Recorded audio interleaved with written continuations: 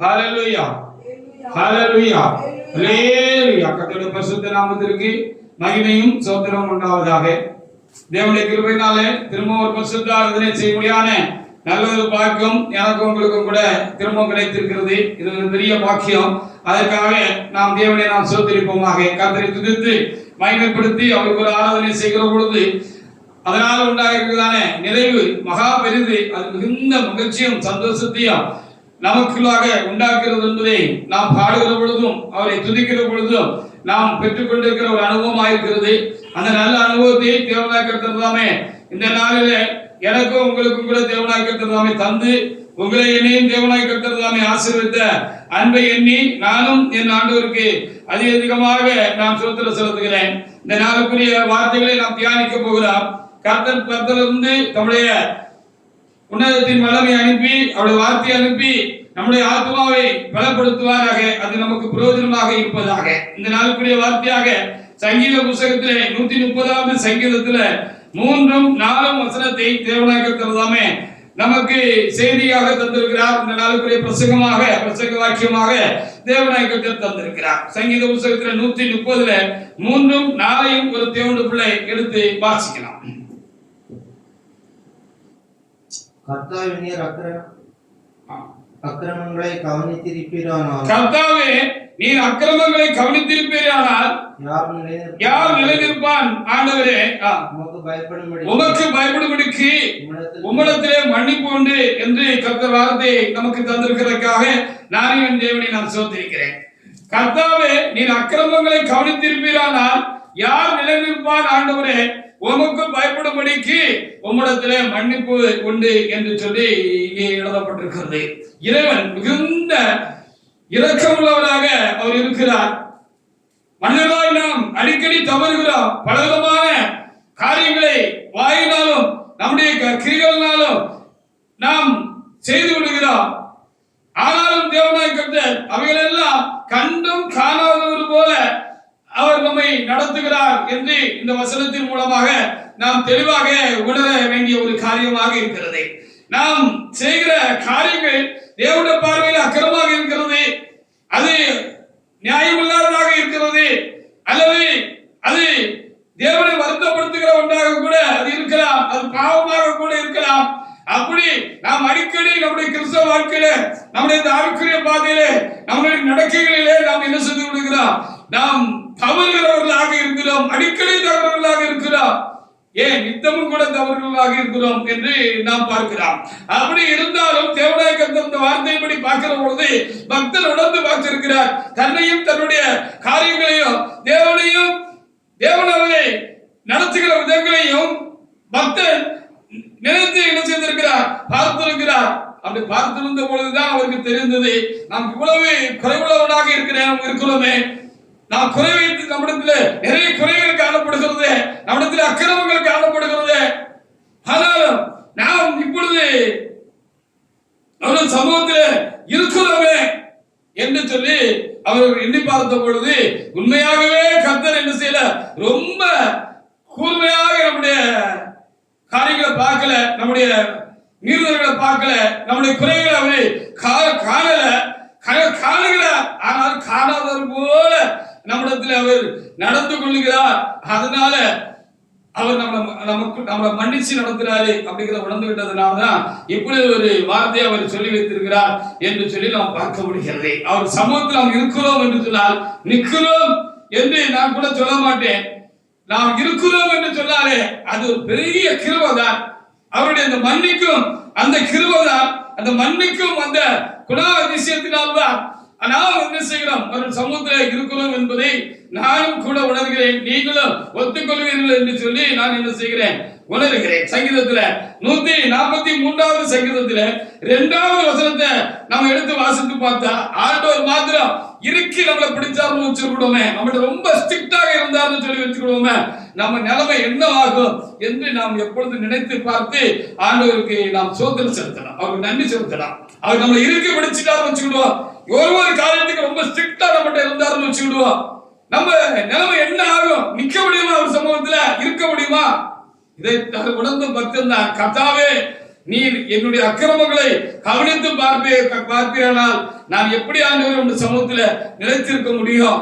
நீர் என்னை மன்னிக்கிறபடினால், என் மேல் கிருபையா இருக்கிறபடினாலே நான் என்ன செய்கிறேன், உங்களுடைய சமூகத்துல நான் தொடர்ந்து பயணிக்க முடியாத இருக்க முடியாத ஒரு பாக்கியம், ஒரு சாக்கியம் எனக்கு கிடைத்திருக்கிறது என்று அவர் சொல்லுகிறார். வாசிக்கலாம். சங்கீதம் 143 2வது வசனத்தை வாசிங்க. ஜீவனுள்ள ஒருவனும் உமக்கு முன்பாக நீதிமான் அல்லாததினாலே, ஜீவனுள்ள ஒருவனும் உமக்கு முன்பாக நீதிமான் அல்லாததினாலே நியாயம் தீர்க்க பிரவேசி. ஆமா, யாரும் ஆண்டவருக்குனால I am a perfect man, நான் ரொம்ப கரெக்டாக இருக்கிறேன், நான் ஒரு குட் மேன் அப்படின்னு என்ன செய்ய முடியாது, நம்ம சொல்ல முடியாது. எனக்கு என்ன குறை இருக்கு? எனக்கு எந்த குறையும் இல்ல, நான் ரொம்ப நிறைவுள்ளவனா இருக்கிறேன், நான் எந்த தப்பு பண்ணல, நான் சரியாகத்தான் இருக்கிறேன் என்று சொல்லி நம்ம என்ன செய்ய முடியாது. ஆண்டவருக்கு முன்பாக நம்ம தலைய நிமிர்த்தவோ உயர்த்தவோ முடியாது. நம்முடைய அக்கிரமங்கள் மீறுதல்களோ நமக்கே நல்ல தெரியும். நம்ம நிறைய நேரத்துல நம்ம தப்பு பண்ணிக்கிட்டு இருக்கோம், நம்ம செய்யறதெல்லாம் சரியில்லாத காரியம், நம்முடைய பேச்சு சரி கிடையாது, நம்முடைய பார்வை சரி கிடையாது, நம்முடைய மனம் சரி கிடையாது, நம்முடைய குலம் சரி கிடையாது அப்படின்னு சொல்லி நமக்கு தெரியும். அப்படி தெரியலன்னா அது ரொம்ப டேஞ்சரஸான ஒரு நிலையில நம்ம இருக்கோம், ரொம்ப ஆபத்தான ஒரு நிலையில இருக்கும்னு அர்த்தம். ஒரு ஆவிக்குரிய மனிதனுக்கு தன்னுடைய குறை தெரியலாம். ஒரு ஆவிக்குரிய மனிதனுக்கு தன்னிடத்தில் காணப்படுகிறதான குறை அவனுக்கு கண்டிப்பாக தெரிந்திருக்கணும். நம்ம பேசுறது சரியில்லை, நம்ம நடந்துகிறது சரியில்லை, நமக்குள்ள இப்படி ஒரு பொல்லாத ஒரு சுபாவம் நமக்குள்ள இருக்கு, அது சரியில்லை, நம்ம குறைக்கேடு மகா மோசமா இருக்கு, நம்ம குறைக்கேடுள்ள ஒரு மனுஷியாக நம்ம இருக்கிறோம் அப்படின்னு ஒரு மனுஷனுக்கு கண்டிப்பாக சண்டை குறித்து ஒரு நிதானம் அவனுக்கு இருக்கலாம், நிதானிக்கக்கூடியவனா இருக்கணும். அதுவே நமக்கு விளங்கலைன்னா நம்ம ரொம்ப ஆபத்தான ஒரு சூழ்நிலை இருக்கோம். அப்போ நம்மளை பத்தி நமக்கு தெரியுது சரியில்லைதான். ஆனா ஆண்டவர் என்ன செய்யல, இந்த வசனத்தின்படி சரி அப்படின்னு நம்மள என்ன செஞ்சுட்டு இருக்காரு, போனா போட்டுன்னு நம்மள விட்டு இருக்காரு. அப்ப இறுக்கி பிடிக்கிற தேவன் நம்ம இறுக்கி பிடிப்பார் என்று சொன்னால், நூல் போட்டு பார்ப்பார் என்று சொன்னால், நம்ம யாரும் அவருடைய சமூகத்துல நிற்க என்ன இருக்கவே முடியாது. அதுதான் அந்த வசனம் நமக்கு உணர்த்துகிற ஒரு காரியமாக, தெளிவுபடுத்துகிற ஒரு காரியமாக இருக்கிறது. சங்கீதம் 90:8 கூட நீங்க வாசித்து பாருங்க. தெரியாமல்ல, ஆண்டவருக்கு நம்மள தெரியுது, நம்மளை காரணம் நம்முடைய ஆண்டவருக்கு நம்மள ரொம்ப நல்லாவே தெரியுது. நம்ம கூட நம்மள இந்த தவிட்டுக்கோழி மெச்சிக்கிடுவான்னு சொன்ன மாதிரி நம்மள நாமே மெச்சிக்கிடுவோம், நமக்குள்ளே மெச்சிக்கிடுவோம். ஆனா ஆண்டவருக்கு தெரியும், நம்மளை பத்தி நல்லாவே ஆண்டவருக்கு தெரியும். வாசிக்க பாப்பா 8:98. எங்கள் அக்கிரமங்களை உமக்கு முன்பாகவும் எங்கள் அக்கிரமங்களை உமக்கு முன்பாகவும் எங்கள் அந்தரங்க பாவங்களை முகத்தின் வெளிச்சத்தில் நிறுத்தினீர். ஆமா, அவருக்கு நம்மளை உண்டாக்குனவருக்கு செம்மையா உண்டாக்குனாரு. நம்மளே கருத்துக்கிட்டோம். ஆண்டவர் சமூகத்துல நம்ம கடந்து வந்த பொழுது ஆண்டவர் இறங்கி நம்ம பாவங்களை எல்லாம் மன்னிச்சாரு, நம்முடைய அக்கிரமங்களை எல்லாம் மன்னிச்சு நம்முடைய நோய்கள் எல்லாம், பாவ நோய்கள் எல்லாம் தேவனாக நம்ம குணமாக்கினார் தான், நல்ல காரியம் தான். ஆனாலும் இப்போ நம்ம சேட்டைக்கார பிள்ளைகளாகத்தான் இருக்கோம். ஆமா, சேட்டைக்கார பிள்ளைகள் சொல்லுவோம்ல, அது மாதிரி சேட்டைக்கார பிள்ளைகளாகத்தான் அவருடைய சமூகத்துல நம்ம என்ன செய்கிறோம் இருக்கோம் அப்படின்னு இந்த வேத பகுதியை நமக்கு சொல்கிற ஒரு முக்கியமான ஒரு காரியம். எங்கள் அக்கிரமங்களை மூக்கும்பாகவும் எங்கள் அந்தரங்க பாவங்களை உமது முகத்தில் வெளிச்சத்திலும் நிறுத்தினீர். ஆண்டவருக்கு நம்ம என்ன ஸ்டாண்டர்ட்ல இருக்கோம், என்ன நிலைமையில இருக்கோம்னு அவருக்கு நல்லாவே தெரியும். பெறப்படுக்கணும் தான் அவர் பெறப்படுக்கிறார், பெறப்படுக்கணும் தான் நமக்கு கிட்ட இருக்கிற காரியங்களுக்கு பெறப்படுக்கணும் தான். ஆனா அவர் பெறப்படுக்கிறார். நான் சொன்னது போல அவர் பார்த்தும் பார்க்காத மாதிரி என்ன செய்கிறாரு, நம்ம வச்சிருக்கிறாரு. நம்ம தேவ சமூகத்துல என்ன செய்கிறாரு, நம்ம நடத்துகிறாரு. அதனால நம்ம தேவ சமூகத்துல இருக்கிறோம். இங்க பக்தன் சொல்லுகிற பொழுது, கர்த்தாவே என்னுடைய அக்கிரமங்களை நீர் கவனிக்காத போல இருக்கிறப்பா, நீர் மாத்திராத கவனிப்பீர் என்று சொன்னார். உங்க சமூகத்தில் நான் நிற்க முடியாத ஆண்டவரே அப்படின்னு சொன்னாரு. நாம் இருக்கிறது அவருடைய மன்னிப்பின் சுபாவத்தினால்தான், மன்னிக்கிற அந்த குணபாவத்தினால்தான் நாம் தேவ சமூகத்திலே இருக்கிறோம் என்பதை நாம் எண்ணி நாம் எப்பொழுதும் தாழ்ந்து இருக்க வேண்டும். தேவ சமூகத்திலே நம்மை தாழ்ந்து ஒப்புவித்து தேவ சமூகத்தில் நாம் என்ன செய்யணும்? காணப்பட வேண்டும். சங்கீதத்துல 76ஆம் அதிகாரத்துல 7வது வசனத்தை கூட நீங்க வாசித்து பாருங்க. ஒவ்வொன்றுக்கும் அவர் பெறம்பெடுத்தார்னா நம்ம நிக்க முடியுமா? அவர் சமூகத்தில் இருக்க முடியுமா? எடுக்கணும். அதுக்குரிய காரியங்கள் இல்லைன்னு தேவ சமூகத்தில் இருக்கிறாங்க தேவனுடைய பிள்ளைகளாக நாம் ஒரே அடியாக நம்ம சொல்லிட முடியாது. நமக்கே தெரியும் நம்மகிட்ட எப்படிப்பட்ட காரியங்கள் இருக்கு என்று சொல்லி நமக்கே தெரியும். தெரியலன்னா ஆபத்தான காரியம் தான். வாசிங்க சங்கீதம் 76ல 7 தேவனுடைய எடுத்து வாசிக்கலாம். நீரே பயங்கரமானவர். நீரே பயங்கரமானவர். கோபம் ஓடும்போது உங்களுடைய கோபம் மூழ்கிற பொழுது ஆண்டவர் மாத்திரம் டென்ஷன் ஆகிட்டாரு. நம்ம எப்படி அடிக்கடி டென்ஷன் ஆகிறோம் தானே, சின்ன விஷயத்துக்கெல்லாம் டென்ஷன் ஆகிறோம் தானே, சின்ன விஷயத்துக்கெல்லாம் நமக்கு மூர்க்க கோபம் வந்துடுது தானே.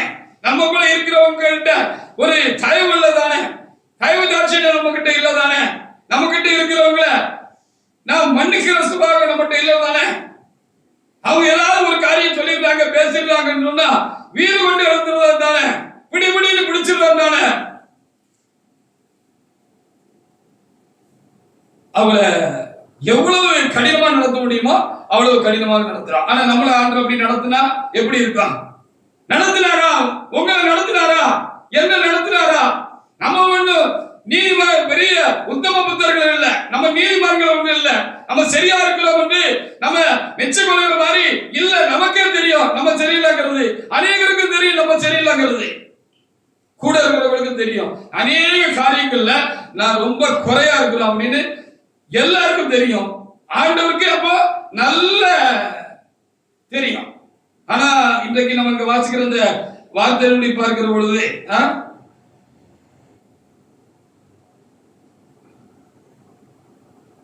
அவர் கிருபையினால அவர் சமூகத்தில் நம்ம நிற்கிறோம்.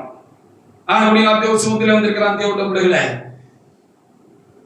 நம்மளை உணர்ந்து நமக்கு கத்திர இருக்கிற கிருபை மன்னிப்பையும் நம்ம ஒத்துக்கொண்டு தேவ சமூகத்தில் மிகுந்த தாழ்மை உள்ளவர்களாக நம்ம காணப்படலாம். நாம ஒண்ணு சொல்லிக்கொள்ற அளவுக்கு நம்ம தேவ சமூகத்தில் இல்லை அப்படிங்கிறத நம்ம ஒத்துக்கொண்டு தேவ சமூகத்தில் மிகுந்த மனத்தாழ்மையோடு நம்ம என்ன செய்யணுமா இருக்கணும்.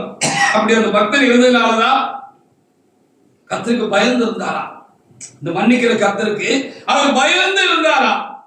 நம்மளை தண்டிக்காம அநேக வேலைகளை தேவனா கர்த்தர் பார்த்து பார்க்காத மாதிரி கண்டு காணாத மாதிரி நம்மளுடைய காரியத்துல அவரு போய்கிட்டு இருக்கிறாரு அப்படின்னு சொல்லி அவர் நம்மளை மன்னிச்சுட்டாரு. அதை அவர் பெருசா எடுத்துக்கல, நம்ம சகிச்சுக்கிட்டாரு அப்படிங்கிறத பார்த்து அவர் நிறுத்தாராம். தேவனுக்கு ரொம்ப பயந்து இருந்தாரு அப்படின்னு இங்கே எழுதப்பட்டிருக்கிற சங்கீதம் 40:12 கூட வாசிப்பாருங்க. 40:12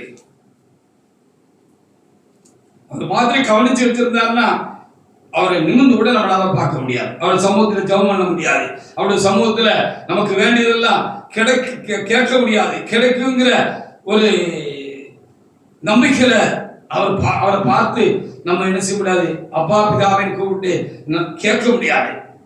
அவர் ரொம்ப இரக்கமுள்ளவருங்கிற அனுபவம் எனக்கும் உங்களுக்கும் இந்த நீண்ட கால இந்த கிறிஸ்தவ வாழ்க்கையில நமக்கு உண்டாயிருக்கிறது தான் நமக்கு கிடைச்சிருக்கிற பெரிய ஆசீர்வாதம். வாசிங்க சங்கீதம் 40:12 ஒரு தேவனுடைய எடுத்து வாசிக்கலாம். வாசிங்க. எண்ணிக்கை கடங்காத தீமைகள் என்னை சூழ்ந்து கொண்டது. எண்ணிக்கை கடங்காத தீமைகள் என்னை சூழ்ந்து கொண்டிருக்கிறது. அக்கிரமங்கள் என்னை தொடர்ந்து பிடித்தது. என்னுடைய அக்கிரமங்கள் என்னை தொடர்ந்து பிடிக்கிறது. நிமிர்ந்து பார்க்க கூடாது இருந்தது. நான் நிமிர்ந்து கூட பார்க்கிறதுக்கு தகுதி இல்லப்பா, அந்த அளவுக்கு என்ன செய்தது அது இருந்தது. அவைகளின் தலைமையில் அதிகமா இருக்கிறது. ஆமா, முடிய கூட எங்க இல்லப்பா, அன்னைக்கு நான் பண்ற காரியம் பெரிய அக்கிரமமா இருக்கு உமக்கு முன்பாக. ஏதாவது ஏடகுடமா பண்ணிருந்தேன், ஏடகுடமா செஞ்சிருந்தேன், பேசியிருந்தேன், நடந்துக்கிடுறேன். அதுக்கப்புறம் நான் என்ன செய்யறேன், மண்டையை சொல்லிடுறேன், தலையை சொல்லிடுறேன், மன்னிச்சுக்கப்பா அப்படின்னு உங்களோட சமூகத்துல நான் கேட்கிறேன். தலை குடிஞ்சு நின்றுட்டு கேட்கிறேன். அப்பவும் நீர் என்ன செய்துகிறீரு, என்ன மன்னிச்சிருப்பா. இதுதான் எனக்கு உமக்கு பயப்படுற பயத்தை எனக்கு இன்னும் அதிகமா தருகிறதுப்பா. நீ மன்னிக்கிற தெய்வம் அப்பா. இல்லைன்னா நான் நிக்க முடியாத தெய்வமே. உங்களுடைய சமூகத்துல நாங்க நிக்க முடியாது. நீரே மன்னிச்சிடுறீங்க. அதற்காக நான் உமக்கு ரொம்ப இடத்துல நமக்கு உமக்கு பயந்திருக்கிறேன் என்று சொல்லி சொல்லப்பட்டிருக்கிறது. யாரு நெஞ்ச நிமித்தாதீங்க, யாரும் நெஞ்ச நிமித்தாதீங்க. யாரா இருந்தாலும் சரிதான், நானா இருந்தாலும் சரிதான், நீங்களா இருந்தாலும் சரிதான். நெஞ்ச நிமித்துறதுக்கு எதுவுமே இல்லை. நிமிர்ந்து நடக்கிறதுக்கு தேவனுடைய சமூகத்துல தேவனுக்கு முன்பாக அப்படி நிமிர்ந்து நம்ம நடக்கிறதுக்கு நிக்கிறதுக்கு நினைக்கிறதுக்கு ஒண்ணுமே கிடையாது. ஏனென்று சொன்னா ஒரு மனுஷனும் பாவம் செய்யாத மனுஷனே இல்லை, ஒருவனும் நீதிமான் இல்லை, ஒரு பாவம் செய்யாத நீதிமான் ஒருத்தர் இல்லைன்னு சொல்லி பிரசங்கி 7:20 தெளிவா அங்க பிரசங்கி என்ன செய்திருக்கிறார், சாலமோன் எழுதி வைத்திருக்கிறார். வாசித்து பாருங்க. பிரசங்கி 7ஆம் அதிகாரத்துல 20வது வசனத்தை நீங்க எடுத்து வாசித்து பாருங்க. ஒருத்தர் தேவனுக்கு முன்பாக நான் பரமயோக்கியன்னு சொல்ல முடியாது, குறைவுள்ளவங்க தான், ஒத்துக்கிட்டான். வாசிக்க பிரசங்கி 7:20. ஒரு பாவம் செய்யாமல் நன்மையை செய்யத்தக்க நீதிமான் பூமியில் இல்லை. ஆமா, ஒரு பாவம் நான் செய்யல, நான் நல்லதுதான் செஞ்சிருக்கேன் அப்படின்னு நம்ம சொல்ல முடியாது. அப்படி சொல்ல முடியாத அளவுக்கு கொஞ்சம் உத்தமமான வழியில நம்ம நடந்துட்டா கூட பரவாயில்ல. நல்ல பார்க்கறது அநேகமாக தேவனுடைய உழைக்காத தேவனுடைய பிள்ளைகள் இருக்கிற நம்மில் அநேகர் என்ன செய்கிறோம் தெரியுமா, ஏதாவது தப்பு நம்ம துணிச்சு பண்ணிக்கிட்டே தான் இருக்கிறோம். தப்புன்னு தெரிஞ்ச பிறகும் அதை திரும்பவும் நம்ம செய்யறவர்களாக நாம் இருக்கிறோம். தெரிஞ்சுட்டு ஆண்டவர்கிட்ட போய் மன்னிப்பு கேட்கிறவர்களா இருக்கோம். சிலருடைய நிலைமை பார்த்தா ரொம்ப மோசமா இருக்கு. ஆவிக்குரிய வாழ்க்கையில கடந்து வந்த பாதைகளையும் நடந்து வருகிறான பாதைகளிலும் நாம் கண்ணுக்கு பார்க்கிற பொழுது தப்பே அவங்களுக்கு தெரிய மாட்டேங்குது. செய்யறது தப்பு, பேசுறது தப்பு, இருக்கிறது தப்பு, நடக்கிறது தப்பு அப்படின்னு கூட அவங்களுக்கு என்ன செய்யல தெரியல. எப்படி பார்த்தாலும் அவர் நம்முடைய அக்கிரமங்கள் எல்லாம் கவனிக்காத மாதிரி போய்கிட்டு இருக்கிறார். எவ்வளவு நல்ல ஆண்டவர் பாருங்க. அவர் நல்ல ஆண்டவர் தானே அவரு. யோபு 31:33 பாருங்க.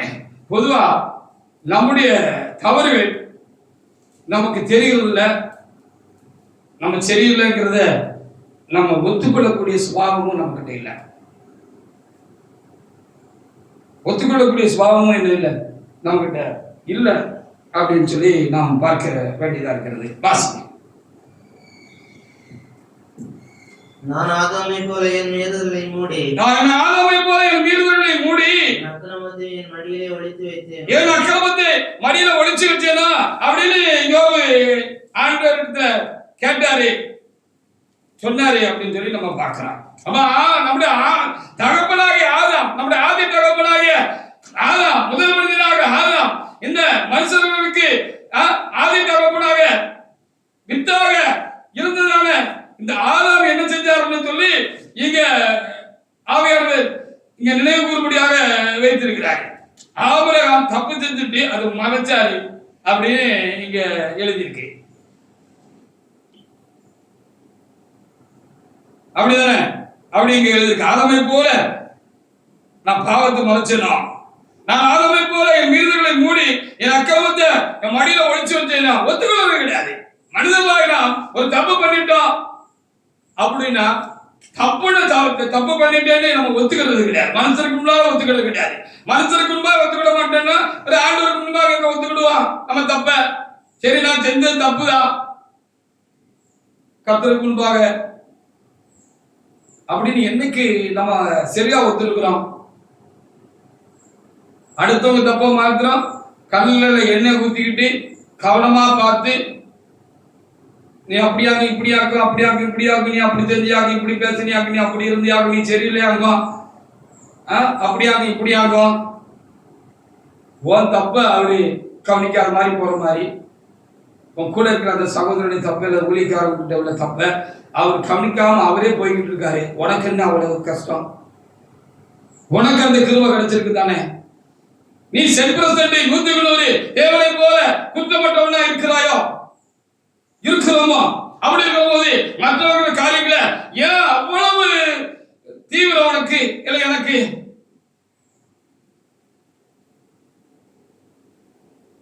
ஆண்டவருடைய இரக்கத்தை நம்ம சோதிச்சு பார்க்குற மாதிரி இருக்கு. நம்ம எல்லாரும் குறைவுள்ளவர்கள் தான். நானும் குறைவுள்ளவர் தான், நீங்களும் குறைவுள்ளவர் தான். இறைவனாக இயேசு கிறிஸ்து தவிர தேவனுக்கு முன்பாக எல்லாரும் குறைவுள்ளவர்கள் தான். இந்த உணர்வு எப்பொழுது இருந்துச்சுன்னா அடுத்தவங்களை என்ன செய்ய மாட்டோம், அடுத்தவங்க அவங்க என்ன பண்றாங்க, என்ன தப்பு பண்றாங்க, அவங்க என்ன குறை இருக்கு, அவங்க என்ன செய்யறாங்க அப்படின்னு ரொம்ப கூர்மையா பார்க்க மாட்டோம். ஆண்டவர் கூர்மையா பார்க்கலாம் தானே, உங்களை நீ ஆண்டவர் கூர்மையா பார்க்கலாம் தானே, பார்த்து நிற்க முடியுமா? அதுதான் அந்த சங்கீதம் 130:3-4 சொல்லப்பட்டிருக்கிறது. அப்படி விட்டுட்டு போய்கிட்டே இருக்கிறார். சரி போட்டு போட்டு போட்டு போட்டு போட்டு போட்டும் போட்டும் அப்படின்னு பெரியவங்க சொல்லுவாங்க. சரி விடு போட்டும் போட்டும் அப்படின்னு பெரியவங்க சொல்ற மாதிரி அவர் போட்டும் போட்டுன்னு சொல்லி இருக்கிறாரு, நம்மளை விட்டுட்டு போய்கிட்டே இருக்கிறாரு, மன்னிச்சுட்டாரு. அப்போ அவர் சமூகத்துல அவருக்கும் நம்ம பயந்து இருக்கணும். மற்றவர்கள் காரியத்திலையும் நம்ம ரொம்ப பொறுமையா இருக்கணும். ரொம்ப நோன்றது நம்ம வேலை கிடையாது. கர்த்தர் ஏதாவது காரியத்தை நீ சொல்லு அப்படின்னு சொன்னா சொல்லலாம், மற்றபடி நம்ம ரொம்ப இதாக தான் இருக்கணும். வாசிங்க. எரேமியா 2:22. 2:22.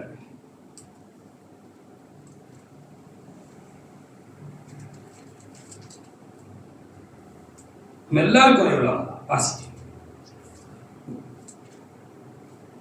நீ உன்னை உவர் மண்ணிலே கழுவி, நீ உன்னை உவர் மண்ணிலே கழுவி அதிக சௌகாரம் சோப்பு சௌகாரத்தை கையாடினாலும் சௌகாரத்தை கையாடினாலும் உன் அக்கிரமத்தின் கரைகள் எனக்கு முன்பாக இருக்கும் என்று கர்த்தராகிய ஆண்டவர் சொல்லுகிறார். ஆமா, நீ எவ்வளவுதான் உன்னை சுத்தமா கழுவுன அப்படின்னு சொன்னாலும் கழுவிட்டாலும் நீ எனக்கு முன்பாக குறைவுள்ளவன் தான். அவன் நம்ம கூட இருக்கிறவனு குறைவுள்ளவனா இருக்கான், இருந்துட்டு போறான். அப்ப அவனுக்காக என்ன செய்யணும்? நம்ம கூட இருக்கிறவனுக்காக நம்ம என்ன செய்யணும்? நம்ம கூட இருக்கிற சகோதரனுக்காக சகோதரிக்காக அல்லது எனக்காக இல்ல நான் உங்களுக்காக பார்க்கிறேன்னா என்ன செய்யணும்?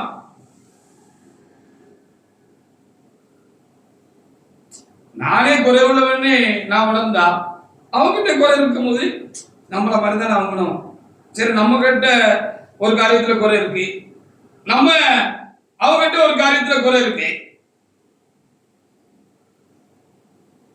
நம்ம குறையா இருக்கிற காரியத்துல அவங்க சரியா இருக்கிறாங்க, நம்ம ஒரு காரியத்துல சரியா இருக்கோம், அதுல இப்ப அவங்க சரியில்லை. எப்படினாலும் மொத்தத்துல நம்ம சரியில்லாம தானே இருப்போம் எல்லாரும். சொல்றது விளங்குன்னு நினைக்கிறேன் கேட்கிறவங்களுக்கு. இப்ப நான் ஒரு காலத்துல நிறைவா இருக்கேன், பக்தி வைராக்கியத்துல நான் நிறைவா இருக்கேன்னு வச்சுக்கோங்க. நீங்க ஒருவேளை பக்தி வைராக்கியத்துல குறைவா இருப்பீங்க. அதே நேரத்துல நீங்க இன்னொரு நல்ல காரியத்துல தேவனுடைய பார்வையில தேவ சமூகத்துல நீங்க நிறைவுள்ளவங்களா இருப்பீங்க. உங்களோட கூட ஒட்டி வச்சு என்ன பார்த்தேன்னா அந்த காரியத்துல நான் குறையா இருப்பேன். அப்ப எப்படினாலும் நீங்க உள்ள குறையா இருக்கீங்க, நான் உள்ள குறையா இருக்கீங்க.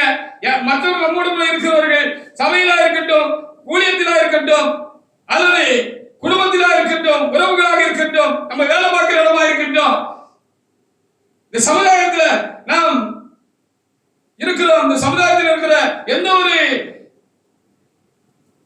பிள்ளையாக இருக்கட்டும், தேவனுக்கு பிள்ளையா இருக்கட்டும், யாராக இருக்கட்டும், நம்ம ஒண்ணுல சரியில்லை, அவங்க ஒண்ணுல சரியில்லை.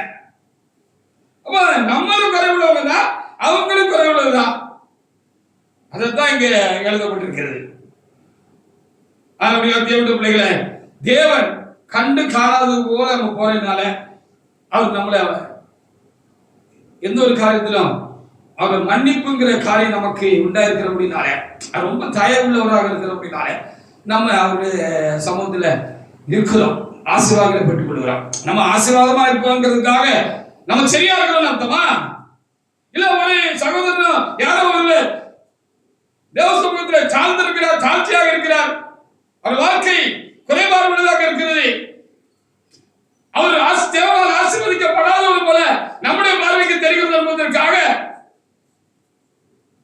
அவர் சரியில்லைன்னு சொல்லி அர்த்தமா? எதையும் நம்ம நியாயத்திருக்க முடியாது, யாரையும் நியாயத்திருக்க முடியாது. ஏன் அப்படிங்கிறது இறைவனுக்கு திட்டமாக தெரியும். ஏன் அப்படிங்கிறது இறைவன் எனக்கு சொன்னாதான் தெரியும். பொதுவாக என்னோட குறைய உங்ககிட்ட வந்து ஆண்டவர் சொல்ல மாட்டாரு.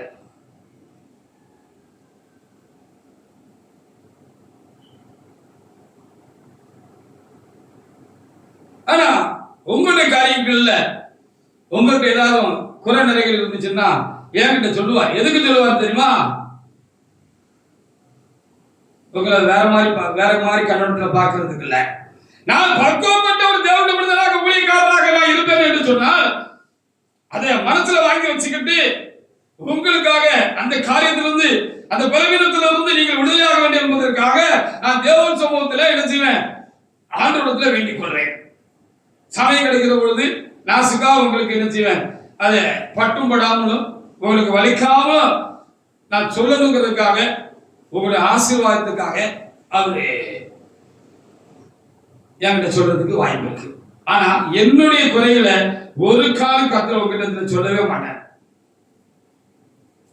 சொன்னா இந்த இறை குடும்பத்துல, இந்த தெய்வீக குடும்பத்துல வீண் குழப்பங்கள் தான் உண்டாகும். எப்ப சொல்லுவார் தெரியுமா? கர்த்தர் என்கிட்ட திரும்ப திரும்ப சொல்லி நான் கேட்காம துணிகரமா நடந்து அதனால தேவனுடைய நாமம் அபகீர்த்தி ஆகிற அளவுக்கு, கெட்டு போற அளவுக்கு இனி நான் தேவ சமூகத்தில் இருந்து துரத்தப்படுகிற ஒரு காரியமா இருக்கு அப்படின்னு சொன்னாதான் நமக்கு தலைகளாக குறித்து அது சபையா இருக்கட்டும், அது குடும்பமா இருக்கட்டும், இவன் தேட மாட்டான், இவனை இப்படி விட்டுட்டோம்னா இவன் கெட்டு போறது மாத்திரமல்ல இவன் சபையை கெடுத்துருவான், இவன் திருந்ததுக்கு வழியே இல்லை அப்படின்னா ஒருவேளை சொல்றதுக்கு வாய்ப்பு இருக்கு. அது வரைக்கும் ஆண்டவர் சொல்லவே மாட்டார். நான் ரொம்ப தெளிவா இருக்க வேண்டும். தேவ சமூகத்துல ரொம்ப தெளிவாக இருக்கணும். சங்கீதம் 86:5 ஒரு தேவனுடைய பிள்ளை எடுத்து வாசிக்கலாம். அவர் ரொம்ப மன்னிக்கிறதுக்கு தயவு கொடுத்தவரா இருக்கிறார். சங்கீதம் 86:5 அவர் மன்னிச்சுக்கிட்டே இருக்கிறார். மன்னிக்கிறவரா இருக்கிற அப்படின்னா நம்மை பொறுத்துக் கொள்கிறவராக இருக்கிறபடிதான் இன்றைக்கு கொடுக்கப்பட்ட அந்த பிரசங்க வாக்கியத்தின்படி அவரு கண்ணு காணாதவர் போல போயிட்டு இருக்கிறாரு. அதனால இருக்கிறார். இப்ப நம்ம தேவனுடைய சமூகத்துல நம்ம உத்தம புத்தர்கள் ஒண்ணும் இல்லை, நானும் நீ சேர்த்துதான். பாத்தீங்க பாப்பா, சங்கீதம் 86:5 ஆண்டவரே நீர் நல்லவரும் மன்னிக்கிறவரும் நோக்கி கூப்பிடுற யார் மேலும் ரொம்ப நல்லவரே, நல்ல கிருபை இருந்தவர். நம்ம அள்ளி கொடுத்தாலும் நம்ம குடும்பத்துல மனைவிக்கா இருக்கட்டும், பிள்ளைகளுக்காக இருக்கட்டும், சபையில் இருக்கிற தேவனுடைய பிள்ளைகளுக்காக இருக்கட்டும், இல்ல நம்ம கூட இருக்கிற சக மனிதர்களுக்காக இருக்கட்டும், குடும்பத்துக்கு வெளியில சமுதாயத்தில இருக்கட்டும், நம்ம வேலை பார்க்கிற இடத்துல இருக்கட்டும், நம்ம நிறைய அவங்களுக்கு செய்யறோம், அள்ளி கொடுக்கிறோம். அதுக்காக நம்ம சந்தோஷப்பட்டு விடுறோம். சில நேரத்தில் நமக்குள்ள ஒரு பெருமை வந்துருது. என் குடும்பத்தை எப்படி வச்சிருக்கோம் பாத்தியா, என் மனைவி பிள்ளைகளை எப்படி வச்சிருக்கோம் பாத்தியா, என்ன மாதிரி எப்படி செய்ய முடியுமா? எத்தனை குடும்பங்கள் எப்படி இருக்கு பாரு, நான் எவ்வளவு ஐஸ்வர்யமா ஆசீர்வாதமா என்னுடைய குடும்பத்தை வச்சிருக்கிறேன், ஒரு குறைவு இல்லாம பார்த்துக்கிட்டு நல்ல காரியம் தான். ஆனா இங்க எழுதப்பட்ட இந்த வார்த்தையின்படி நம்ம நல்லவங்களா இல்லைன்னா ஒரு பிரச்சனைன்னு வருகிற பொழுது அல்லது ஒரு காரியம் வருகிற பொழுது நமக்கும் ஒருவருக்கும் ஒரு காரியம் எந்த ஸ்தானத்துல வந்திருந்தாலும் சரிதான், அந்த காரியத்தை நமக்கு வந்த மாதிரி நம்ம உணர்ந்து பார்க்கிறதுக்கு நம்ம பக்குவப்பட்டிருந்தாதான் மிகுந்த நிதானமாக என்ன செய்வோம், அவங்க காரியங்களை அணுகுவோம். தட்டமுட்டான்னு கோபம் வராது. கர்த்தர் தட்டமுட்டான்னு கோபப்பட்டு 4 வெளுத்துக்கிட்டே இருந்தாலும் வச்சுக்கிடுவோம். நம்ம செய்யற ஒவ்வொரு காரியத்துக்கும் துணியக்கான எப்பவும் ஓடி போயிருப்பான். ஆண்டவரே வேண்டாப்பா அப்படின்னு ஓடி போயிருப்பான். உங்க காரியம் எனக்கு வேண்டாப்பா, நீ அள்ளி கொடுத்தாருன்னு எனக்கு வேண்டாப்பா, இவ்வளவு அப்படின்னு சொல்லி நம்ம நிக்க முடியாது, ஓடி போயிருப்போம். அப்பா இங்க என்ன தெளிவாக இந்த வேத பாகம் நமக்கு போதிக்கிறது, இந்த பகுதி, ஆண்டவரே நீ நல்லவர். நல்லவங்க இப்படிதான் இருப்பாங்க. நல்லவங்க எப்படி இருப்பாங்க? இருப்பாங்க, அவங்க காரியங்களை முன்ன வச்சு மற்றவங்க காரியங்கள் எல்லாம் வேற மாதிரி பார்க்க மாட்டாங்க. மன்னிக்கிறோம். ஆண்டவர் நல்லவராக இருந்தனால மன்னிச்சாரு. எதுலையும் அவர் ரொம்ப நீடிய சாந்தம், நீடிய கிருபை, நீடிய பொறுமையும், நீடிய தயவுள்ளவருமா இருக்கிறார். தயவுள்ளவருமா இருக்கிறார். ஏசாயா 55:7 பாருங்க. மன்னிக்கிறதும் தயவுள்ளவராக இருக்கிறார். ரொம்ப தயவுள்ளவராக இருக்கிறார். அதனால இருக்கோம் நம்ம. ஒத்துக்கிடுவோமா? அப்போ அடுத்தவங்கள காரியத்திலையும் நம்ம தயவா இருக்கணும். மிஞ்சி போகும்போதுதான் ஆண்டவர் என்ன செய்வாரு? கொஞ்சம் கண்டிப்பா இருப்பாரு. அது எதுக்காக? மிஞ்சி போய் நம்ம இழக்கக்கூடாத ஆசீர்வாதம் இழந்து போகக்கூடாது. விசேஷமாக தேவ சமூகத்தை இழந்து, தேவ சமூகத்தை நம்ம இழந்து போகக்கூடாது. இது கடைசியில் இப்படியே போய்கிட்டு இருந்தா, நம்ம கவனிக்காத மாதிரியே போய்கிட்டு இருந்தோம்னா, சரி இன்னைக்கு உணர்வான், நாளைக்கு உணர்வான், நாளை கழிச்சு உணர்வான், தான் தப்ப உணர்வான், ஒத்துக்கிடுவான், தன்னை தாழ்த்துவான்னு சொல்லி பார்த்துக்கிட்டே இருந்தா, இந்த மனுஷனுக்கு உணர்வே இல்லை, இந்த மனுஷனுக்கு இந்த பையனுக்கு அப்படி நம்ம சொல்ற மாதிரி வருகிற பொழுது வேறு வழி இல்லாம கர்த்தர் என்ன செய்வாரு? சாட்டியை சொடுக்குவாரு. அவர் கொஞ்சம் கடினமாயிருவாரு. எதுக்கு? அது எதுக்கு? நம்ம வீணா போயிடக்கூடாது. நோக்கம் அப்படிதான். ஆனா பொதுவா அவரு எல்லாத்தையும் கவனிக்கிறது இல்லை, நம்ம கவனிக்கிறது இல்லை. நித்தமும் நம்மிடத்திலே காணப்படுகிறதான காரியங்கள் அவரு பார்க்கிறது இல்லை, கண்டுகொள்கிறது கிடையாது. ஏசாயா 55:7 துன்மார்க்கன் தன் வழியையும் அக்கிரமக்காரன் தன் நினைவுகளையும் விட்டு கர்த்தரிடத்தில் திரும்ப கடவன். அவன் அவன் மேல் மனதுருகுவார். நம்முடைய தேவனிடத்திற்கே திரும்ப கடவன். எதுக்கு நம்மள அப்படி காணாத மாதிரி, கண்டுக்கிடாத மாதிரி, நம்மகிட்ட குறை இருந்தாலும், நம்ம சரியில்லைன்னாலும் ஆண்டவர் எதுக்கு போறாருன்னு சொல்லி காணாத மாதிரி எதுக்கு போறாருன்னா, சரி நாளைக்கு திருந்திடுவான், நாளைக்கு திருந்திடுவான், நாளைக்கு சரிப்படுத்திடுவான், நாளைக்கு சரிப்படுத்திடுவான் அப்படின்னு அவரு நமக்காக காத்திருக்கிற மாத்திரமல்ல, அவரு நமக்காக தேவ சமூகத்தில் ஜெபிக்கிறார். நம்ம தப்பான வழியில நம்முடைய வாழ்க்கை போகுது, நம்முடைய நினைவுகள் எல்லாம் சரியில்லை, நம்ம கர்த்தரிடத்தில் திரும்பணும். நம்மளுடைய தேவனத்துக்கு நம்ம திருமணம் சரியாகணும் அப்படிங்கிற ரொம்ப தேவையா இருக்கிறார்.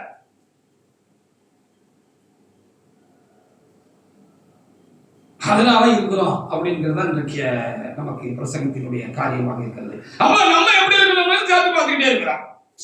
நம்ம நம்முடைய தயவா இருக்கிறோமா? ஒரு சின்ன வார்த்தை சொல்லியாச்சுன்னா அதை பிடிச்சுக்கிட்டு மணிக்கணக்கா கிளாஸ் எடுத்துக்கிட்டு இருப்போம். அவங்களுக்கு மணிக்கணக்கா கிளாஸ் எடுப்போம். நீ அப்படியாங்க இப்படியாங்க, உனக்கு அது இல்லையாங்க இது இல்லையாங்கோ, விசுவாசம் இல்லையாங்க, நம்பிக்கை இல்லையாங்கோ, நீ உனக்கு உணர்வு இல்லையாங்கோ, உனக்கு புத்தி இல்லையாங்கோ, நீ சரியில்லையாங்கோ, அப்படியாங்க இப்படியாங்கன்னு சொல்லி ஒரு வார்த்தை சொல்லிட்டோம்னா அதுல என்ன நியாயம் இருக்கு? அவங்களுடைய மன தாக்கம் இதனால அவங்க சொல்றாங்களா அப்படிங்கிறதெல்லாம் கிடையாது. அப்படி இருக்கக்கூடாது.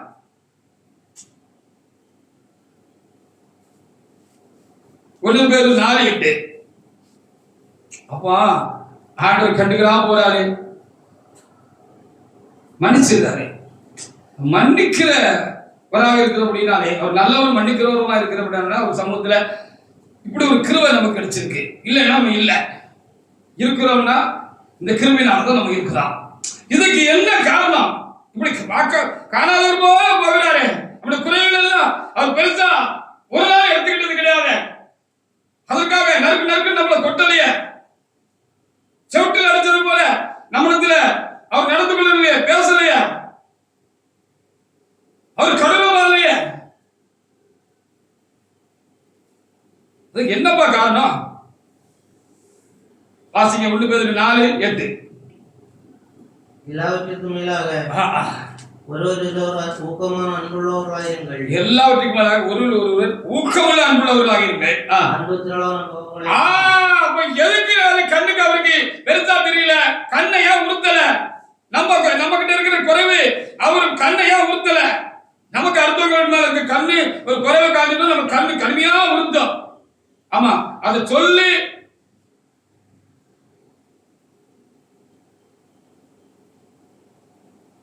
அதை பெருசாக்கி ஊதி உடைச்சாட்டா நம்ம இருக்க முடியாது. அது ஊதி பெருசாக்கி உடைச்சிடணும், பிரச்சனைய மோசமாக்கிறோம். ஆனா ஆண்டவர் எப்படி இருக்கிறது?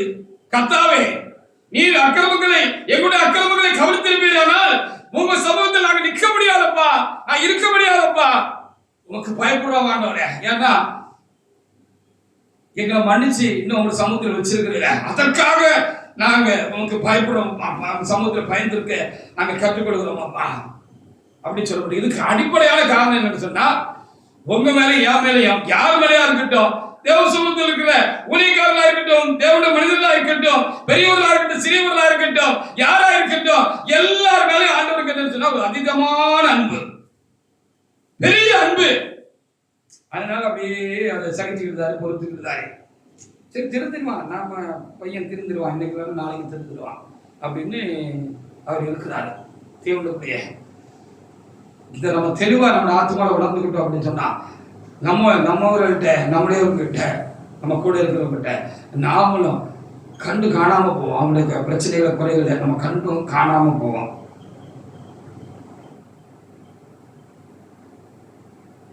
ஆண்டவர் மாதிரி அவனுக்கு கொஞ்சம் டைட்டு வைக்கும் அப்படின்னு சொன்னா அவங்க கிட்ட பெறக்கூடாதுங்க கதை இருக்கும்.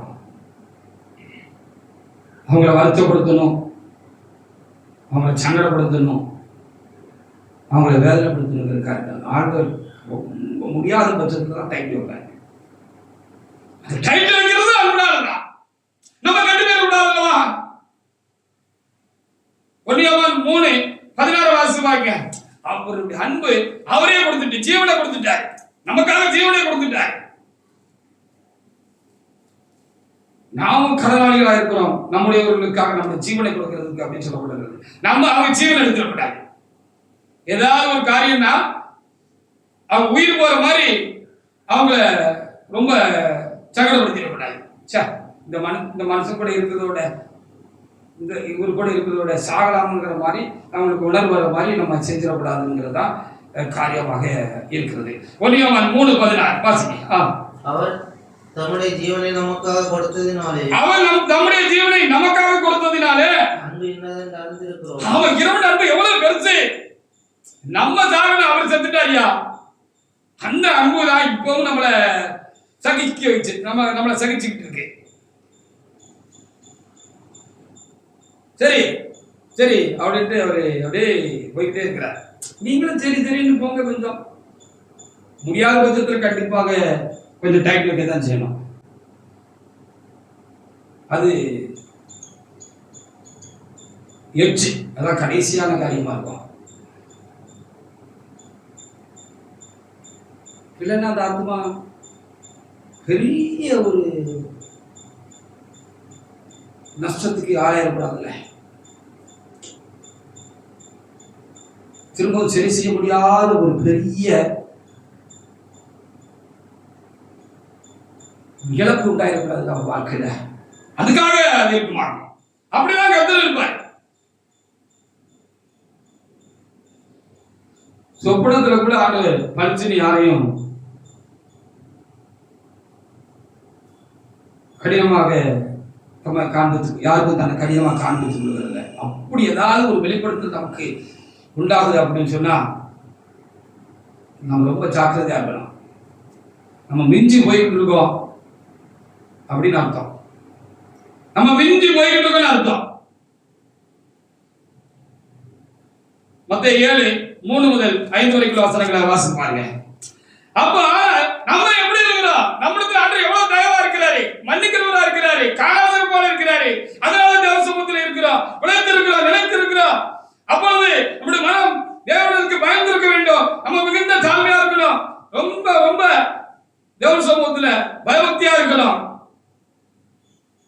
நிமிந்து பார்க்கறதுக்கோ நிமிந்து பேசுறதுக்கோ நம்மளை பெருசா நினைக்கிறதுக்கோ உண்மையில ஒண்ணுமே கிடையாது.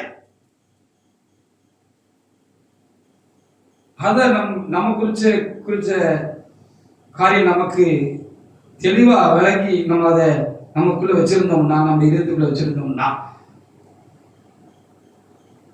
நம்ம ஒரு இடத்துல ஏதாவது குறை காணுகிற பொழுது ஆண்டவர் மாதிரி நம்ம அவங்களுக்கு நடந்துக்கிறோம். எனக்கு தேவன் தேவனாக இருக்கிறது போல எனக்கு, என்னுடைய குடும்பத்திற்கு, என்னுடைய சபைக்கு, என்னுடைய கிளை சபைக்கு, இல்லது ஊழியத்துல, இல்லது நீங்களா இருக்கீங்கன்னு வச்சுக்கோங்களேன், உங்க குடும்பத்துல உங்க பிள்ளைகள் எடுத்த காரியங்கள்ல, குடும்பங்கள்ல, இல்ல நீங்க வேலை பார்க்கறீங்கன்னு வச்சுக்கோங்களேன், வேலை ஸ்தலத்துல நீங்க அதிகாரியா இருப்பீங்க. தேவன் எனக்கு உங்களுக்கும் தேவனாக இருக்கிறது போல, தலையா இருக்கிறது போல நாமும் மற்றவர்களுக்கு தலையா இருக்கிறோம். அவங்களுக்கு நம்ம தான் தேவன். தேவன்கிட்ட ஏத்து நின்று முறைச்சு பார்த்து நம்ம தப்பி பிழைச்சிட முடியுமா? அது நமக்கு ஆசீர்வாதத்தை கொண்டு வருமா? அது மாதிரி சில நேரங்கள் என்னன்னு சொல்லி பார்த்தா நம்ம ஒரு இடத்துல நம்ம எழுத்து நிற்க முடியாது, எழுத்து பேச முடியாது. ஏன்னா அவர்கள் நமக்கு தேவனாக இருக்கிறார்கள். அவர்களை தேவன் நமக்கு தேவனாக தந்திருக்கிறார். அவன் உனக்கு வாயா இருப்பான், நீ அவனுக்கு தேவனா இருப்பாய் என்று சொல்லி மோசேயை பார்த்து சொன்னார். ஆரோன் உனக்கு வாயா இருப்பான், நீ அவனுக்கு தேவனா இருப்பாய் என்று சொன்னா நீ அவனுக்கு தலையா இருப்பான்னு அர்த்தம். அப்ப தலையா இருக்கிறவங்கிட்ட ரொம்ப முரண்ட கூடாது. நமக்கு தேவனை போல தேவன் நமக்கு சாணத்திலே தந்திருக்கிறவர்கள், குடும்பங்களா இருக்கட்டும், சபைகளா இருக்கட்டும், தந்திருக்கிறவர்களே இடத்துல நம்ம தேவையில்லாம என்ன செய்யக்கூடாது, அவங்கள்ட்ட நிமிர்ந்து பார்க்க கூடாது, நிமிர்ந்து பேசக்கூடாது.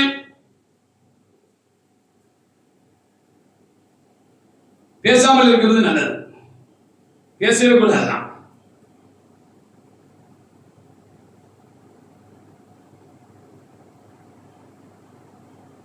அவருக்கு நம்ம ஒரு காலத்துல தேவனாக முடியாது. அப்படி ஏதாவது காரியம்னா உங்ககிட்ட சொல்ல மாட்டாரு, ஆண்டவர் ஜீவன் அவரை தனியா கொஞ்சம் கொட்டுவார், தனியா அவர் கொட்டுவாரு. பாத்தீங்க, நீ உன் கண்ணில் இருக்கிற உத்தரத்தை உணராமல்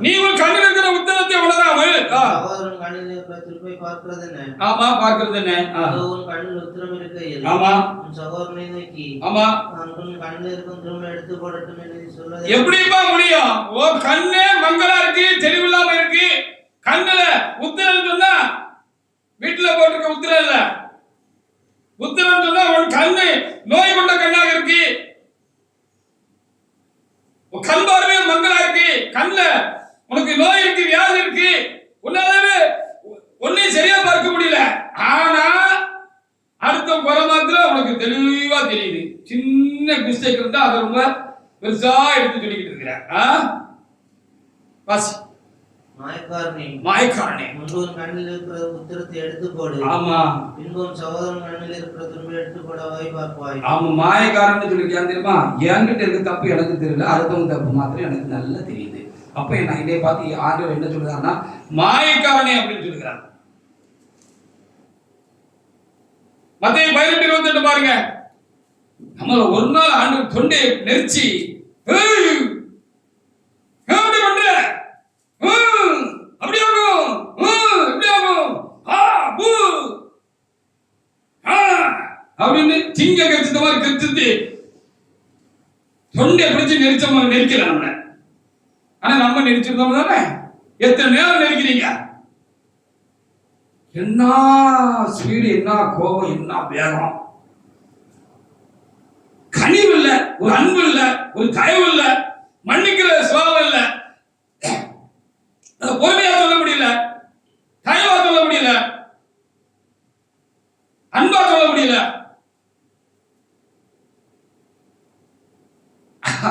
அந்த அப்புராணிகள், அது குடும்பத்தில இருக்கட்டும், சபையில இருக்கட்டும், ஊழியத்தில இருக்கட்டும், சமுதாயத்தில இருக்கட்டும், வேலை பார்க்கிற இடத்துல இருக்கட்டும், அந்த அப்புராணிகள் பேசினா இந்த ஆள் ஒத்துக்கிட மாட்டாரு, மேலும் நம்மளை நறுன்னு சமைச்சு துப்பிடுவாரு.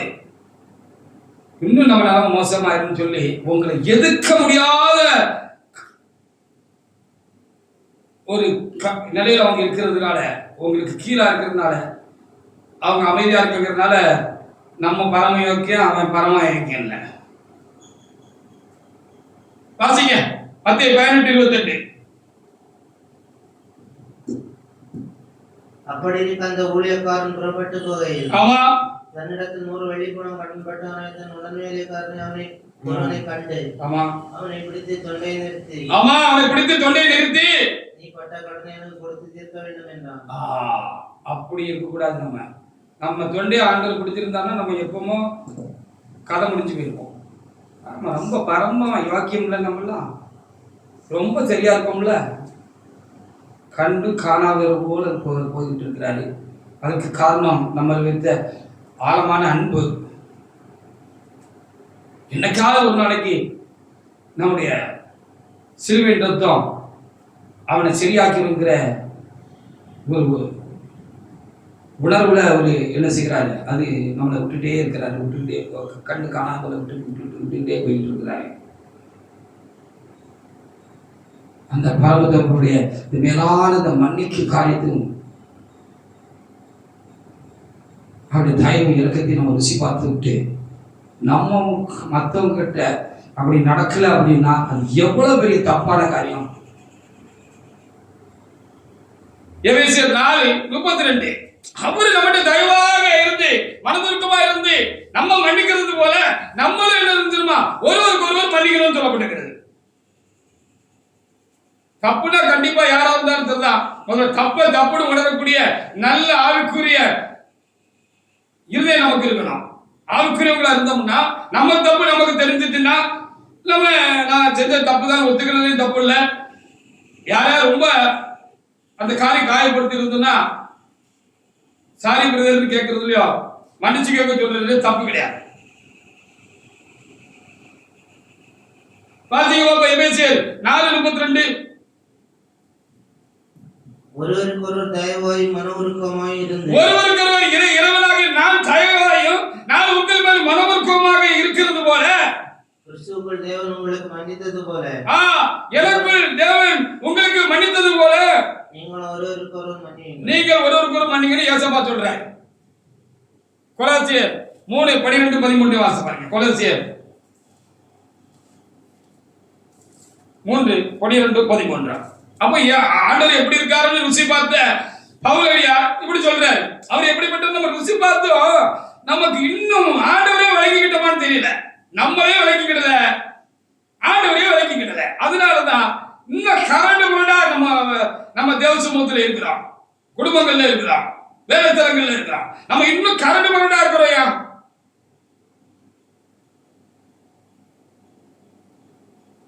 வாசிங்க. ஆகையால் நீங்கள் தேவனால் தெரிந்து கொள்ளப்பட்ட பரிசுத்தரும் பிரியருமாய் உருக்கமான இரக்கத்தையும் தயவையும் மனத்தாழ்மையும் சாந்தத்தையும் நீடிய பொறுமை இதெல்லாம் என்கிட்ட இருக்கு. நீ ருசி பார்த்திருக்க தானே, அதை உனக்குள்ளேயும் சொந்தமாக்கிக்கோ, தரித்து கொண்டு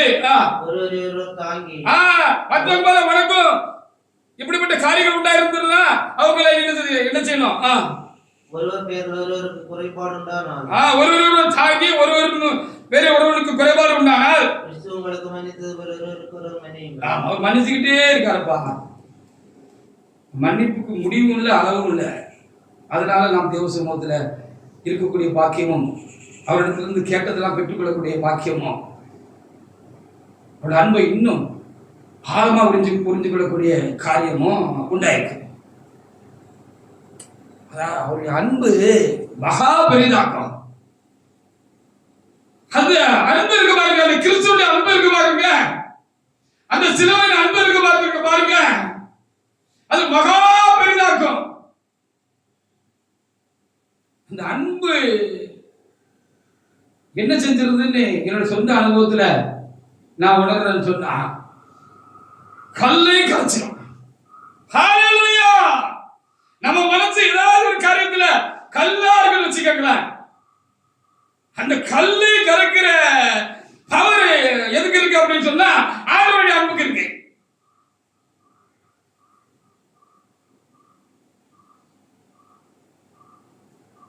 நான் சில காரியங்களை நீங்கள் பலப்பட வேண்டும் என்பதற்காக நான் கடந்து வந்த பாதைகளையும் எங்களுடைய அனுபவங்களையும் உங்ககிட்ட பகிர்ந்துகிறேன். அதை நீங்க என்ன நோக்கத்துல அவைகள் பகிர்ந்து கொள்ளப்படுகிறது என்பதை நீங்க அறிஞ்சு அதை உங்களுக்கு நீங்க சொந்தமாக்கிக்கிட்டே நல்லா இருக்கும். அதை விட்டுட்டு என்னைய நீங்க வேற விதமா பார்த்தீங்கன்னு சொன்னா அது சரியா இருக்காது. பொதுவா நான் கிறிஸ்துவை அறிந்து கொள்வதற்கு முன்பாக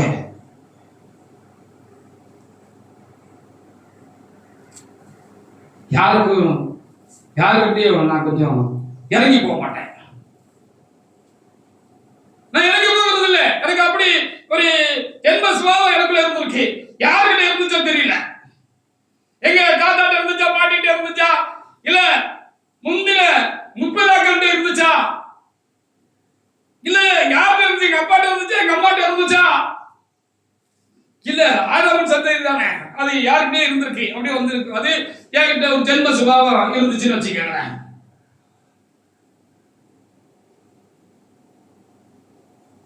டக்குன்னு நான் இறங்கி போக மாட்டேன். யாருடைய தாழ்ந்து போக மாட்டேன்.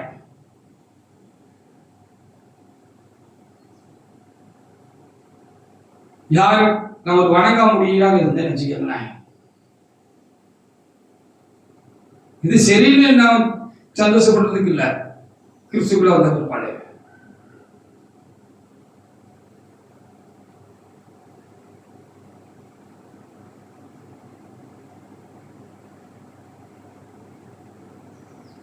ஆனா கிறிஸ்துவனுடைய அந்த கல்வாரி அன்பு கிறிஸ்துவனிடத்துல என்ன செஞ்சிருக்கு இப்போ அப்படின்னு சொன்னா சரணாகதி ஆக்கியிருக்கு. சரணாகதி ஆக்கியிருக்கு. என் தேவனுடைய சமூகத்துல அந்த கிறிஸ்துவ அன்பு இந்த பொல்லாத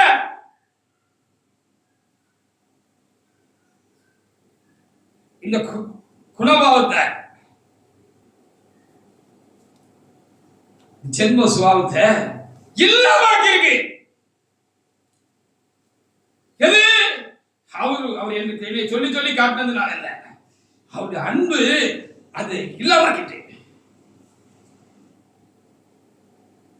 என்னுடைய தேவனுடைய அன்பை நான் ருசிக்கிற பொழுதெல்லாம், என் வாழ்க்கையில் அவர் இடைப்பட்டு என் தேவனுடைய அன்பு என்னை நிரப்புகிற பொழுதெல்லாம், என்னை அது அப்படியாக அசைக்கிற பொழுதெல்லாம், அது எனக்குள்ளாக அந்த அன்பு என்னுடைய ஆழமும் அகலமும் நீள உயரமும் கொஞ்சம் தெரிய ஆரம்பிக்க எனக்கு மனம் அவர்கிட்ட பணிச்சிட்டு இந்த சுபாவம் காணாம போயிட்டு. ஹல்லேலூயா.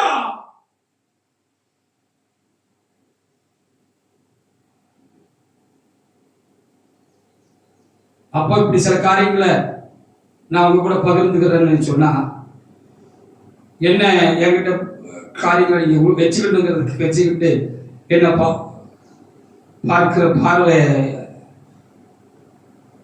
வித்தியாசப்படணுங்கிறதுக்காக இல்லை. நான் இப்படி இருந்தேன் ஆனா இப்ப அப்படி இல்லை. ஹல்லேலூயா.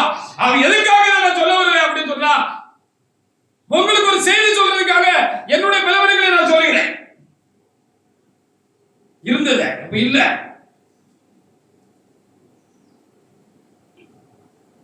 அத மாதிரி நமக்கு ஏதாவது ஜென்ம சுபாவங்கள் இருக்கும், குணக்கேடுகள் இருக்கும். அது நம்மள பிரச்சனை பண்ணிக்கிட்டே இருக்கும். ஒவ்வொருத்தருக்கும் ஒவ்வொன்றும் இருக்கும்.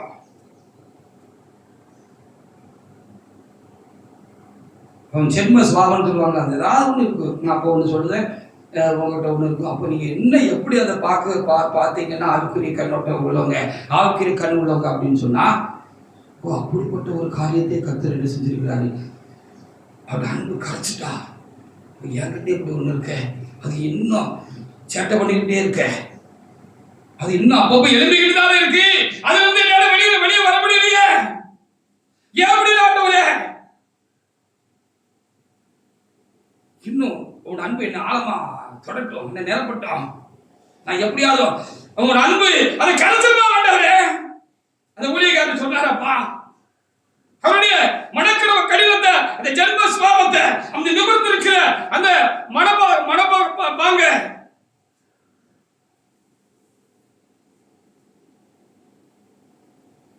இந்த வணங்கா முடியா இருந்த அந்த காரியம் உமக்கு முன்பாக காரணமா ஆண்டவரே, அது கரைஞ்சு போயிட்டாமா ஆண்டவரே, இல்லாம போயிட்டா ஆண்டவரே. அந்த அளவுக்கு உங்களுடைய அன்பு எங்களை நிரப்பட்டும் ஆண்டவரே. அந்த அன்பை உணரக்கூடிய ஒரு கிருபை எங்களுக்கு இன்னும் தாங்கப்பா. நீர் எங்களை இன்னும் உங்களோட அன்பு அசைக்கட்டும் ஆண்டவரே. அது என்னிடத்தில் இருக்கிற தேவையற்ற காரியங்களை இல்லாமக்கிட்டு ஆண்டவரே, காரியம் செய்யறது ஆண்டவரே. நீங்க செபிக்கிறதுக்கு எதுவா இருக்கட்டும். நாம் யாரை பார்த்தாலும், யார் என்ன சொன்னாலும் எதிர்மறையாக அந்த காரியத்தை நமக்குள் உள்வாங்கி கொள்ளாதபடிக்கு நேர்மறையாக அதுல நமக்கு என்ன செய்தி இருக்கு அப்படிங்கிற நோக்கத்துலதான் நம்ம ஒருவரை காணணும். ஒருவருடைய குறைகளை கர்த்தர் அதிகமாக நோக்குகிறது இல்லை. நாம் மற்றவர்களுடைய குறைகளை நாம் அதிகமாக நோக்காதபடிக்கு நாம் என்ன செய்யணும்னா அவரிடத்திற்கு நல்ல காரியங்களை நம்ம உள்வாங்கி விடணும். கெட்டதை வெளியே விட்டுறணும், வெளியே வச்சிடணும். யாக்கோபு 2:12-13 வாசிப்பாங்க. அவர் இரக்கமுள்ளவராக இருக்கிறது போல நம்மளும் இரக்கமுள்ளவராக இருக்கணும். எல்லாருமே இரக்கமுள்ளவராக இருக்கணும். நம்ம கண்டிச்சாலும் சரிதான், நாம் எதாவது கண்டிப்பாக சொன்னாலும் சரிதான், செய்தாலும் சரிதான், அது அவங்க கெட்டு போயிடக்கூடாது நோக்கத்தில் இருக்கணும்.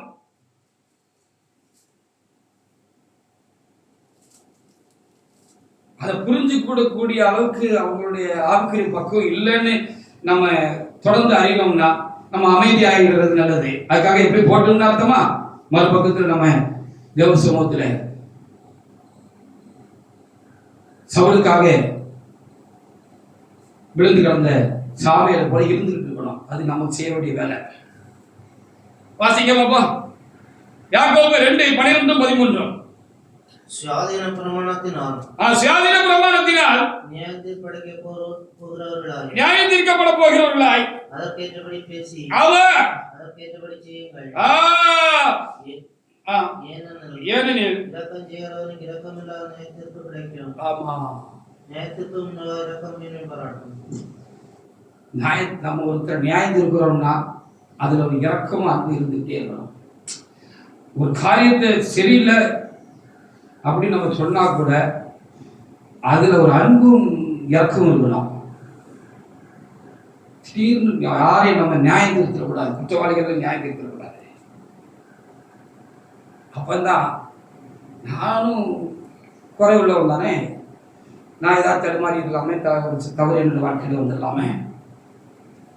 அப்போ நான் உங்களுக்கு பாராட்டின இறக்கம் எனக்கு கிடைக்கும். அப்படிதான் நம்ம என்ன செய்யணும், தப்பிக்கொள்ளணும் தேவ சமூகத்துல. தேவனுடைய வசனம் இன்றைக்கு நமக்கு என்ன சொல்லுகிறது சொல்லிட்டு, கர்த்தாவே நீர் அக்கிரமங்களை கவனித்து பார்ப்பீரானால் யாரப்பா உங்க சமூகத்துல நிலை நிற்க முடியும், இருக்க முடியும்? உமக்கு பயப்படும்படி உம்மிடத்துல மன்னிப்பு உண்டு என்று சொன்னது போல நாம் காலம் செல்ல செல்ல நம்முடைய ஜென்ம சுபாவங்களை அழித்து விட்டு நம்மிடத்தில் காணப்படுகிற குணக்கேடுகளை அழித்துக் கொண்டு நம்மிடத்தில் காணப்படுகிறதான தேவையற்ற காரியங்களை, கிறிஸ்துவுக்கு மாறானவர்களை நம்மிடத்திலிருந்து அதை முற்றிலும் நாம் புறந்தள்ளிவிட்டு அதை மாற்றிக்கொண்டு நாம் கிறிஸ்துவின் சாயலிலே நாம் நித்தமும் பெருக வேண்டியவர்களாக இருக்கிறோம். நான் நேற்று இருந்த மாதிரி இல்லை, முந்தா நாள் இருந்த மாதிரி இல்லை, 6 மாசங்களுக்கு முன்னாக இருந்தது போல இல்ல, 1 வருஷத்துக்கு முன்பாக இருந்தது போல இல்ல, 10 வருஷத்துக்கு முன்பாக இருந்தது போல இல்ல, 20, 30, 40 வருஷங்களுக்கு முன்பாக இருந்தது போல இல்ல, கிறிஸ்துவை கண்டுகொள்வதற்கு முன்பாக இருந்தது போல இல்ல, கிறிஸ்துவை கண்டுகொண்ட ஆரம்ப காலத்தில் இருந்தது போல இல்லை. இந்த காரியத்தில் இதுல நான் நம்முடைய பக்குவம் அடைந்திருக்கிறேன், நான் சமைத்திருக்கிறேன். இறைவனுக்குள்ளாக என்கிற காரியம் நமக்கு வேண்டும்.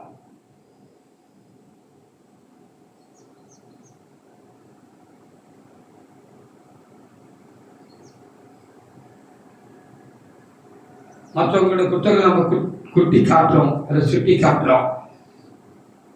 அன்பின் முத்தம் நல்ல காரியம்தான். முதல்ல அது நம்மகிட்ட இல்லாம இருக்கணும்.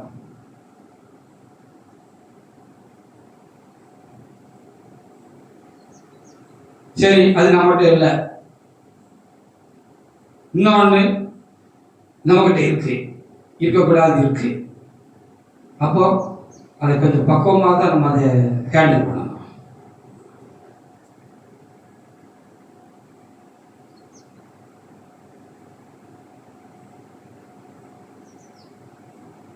நம்முடைய அனுபவம் மற்றவர்களுடைய குற்றங்களை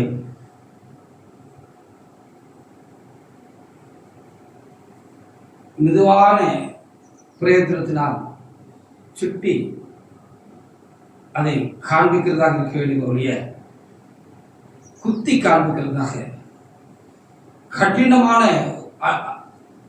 ஒரு அனுபவத்தோடு அவர்கள் கூட நாம் அந்த காலத்தில் நடந்து கொள்வதாக நம்ம ஒரு காலை கொள்ளக்கூடாது. தேவன் நம்ம எப்படி நடத்துறாருன்னு தான் இன்னைக்கு பார்த்தோம். அப்படிதான் நம்ம மற்றவங்களையும் எந்த ஒரு சூழ்நிலையில் நடத்தணும். மனைவியை, பிள்ளைகளை, உறவுகளை, சபை மக்களை, உடன் ஊழியக்காரர்களை, வேலை ஸ்தலங்கள்ல நமக்கு கீழ்பட்டவர்ல அப்படிதான் நடத்தலாம். தேவன் மெதுவாக நம்மை நடத்துகிறது போல சில நேரத்துல நம்ம தோல்ல போட்டு கூட அவர் எடுத்துக்கிறாரு.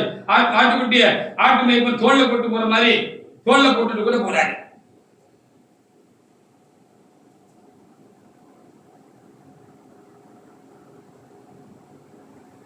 நடத்த வேண்டும், நடந்து கொள்ள வேண்டும். ஏன்னா நான் இடையில சொன்னது போல அவர்களுக்கு நம்ம தான் தேவன். நமக்கு நம்முடைய தேவன் எப்படி தேவனா இருக்கிறாரோ அப்படிதான் நம்முடையவருக்கு நம்ம தான் தேவன். தேவன் மாதிரி தேவனாக தேவனை போல நடந்து கொள்ளணும். அப்பொழுது நமக்கு இன்னும் ஆண்டவருடைய சமூகத்திலே தயவு கிடைக்கும். நாம் தவறு செய்தாலும் இன்னும் மன்னிப்பு கிடைக்கும். நாம் கடைசி வரைக்கும் தேவ சமூகத்தில் நிற்க முடியும், இருக்க முடியும். அந்த தெய்வீக மேன்மையும் அந்த சுபாவமும் இறை சுபாவமும் எனக்குள்ள இன்னும் பூர்ணப்படுவதாக, உங்களிலும் அது உண்டாகி பெருகுவதாக. கர்த்தர் இந்த வார்த்தைகளை ஆசீர்வதிப்பாராக. ஆமென். ஹல்லேலூயா, ஹல்லேலூயா, ஹல்லேலூயா.